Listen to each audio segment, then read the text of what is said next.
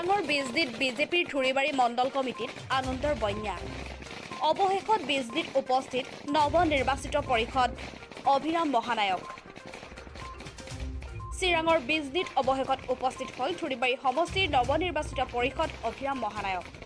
BTC পৰিষদৰ নিৰ্বাচনৰ ফলাফলৰ পাছৰ পৰাই গুৱাহাটীৰ হোটেল লিলিত আৰু শ্বিলঙৰ অসম ভৱনত এক প্ৰকাৰ নজৰবন্দী কৰি ৰখা বিটিচিৰ নৱনিৰ্বাচিত পৰিষদসকলক ৰখা হৈছিল। অৱশেষত আস্থা ভোটৰ পাছত দ্বিতীয়বাৰৰ বাবে প্ৰমোদ বড়োৱে জয়লাভ কৰাৰ পাছত বৃহস্পতিবাৰে আবেলি সকলো পৰিষদে নিজৰ গন্তব্য স্থানত উপস্থিত হয়।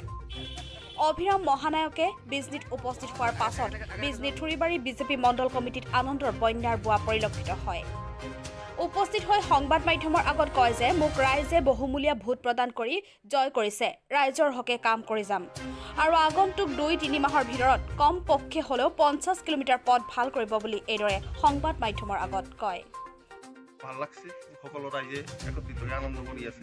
আপুনি জয় হৈছে প্ৰথম সমষ্টিবাসীৰ কাৰণে কিবা সমষ্টিবাসী কি ক'ব, কিবা উন্নয়নমূলক কাম প্ৰথম কাম কি কৰিব আপুনি?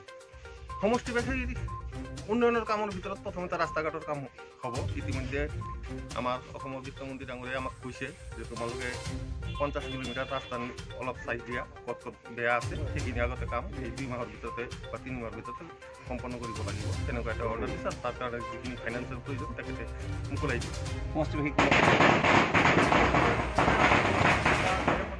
যে তেওঁলোকে মোক তেওঁলোকৰ যিটো ভোট দি মূল্যৱান ভোটটো দি জয়যুক্ত কৰিছে, আজি মোৰ প্ৰতি বিশ্বাস ৰাখিছে যাতে আমি সকলোকে সমানভাৱে সমান চকুৰে চাই উন্নয়নত আগুৱাই যাব পাৰোঁ আৰু সকলোৰ তাতে উন্নয়ন হয়, তাৰ কাৰণে মই একান্তভাৱে আন্তৰিক ইচ্ছা কৰিছোঁ।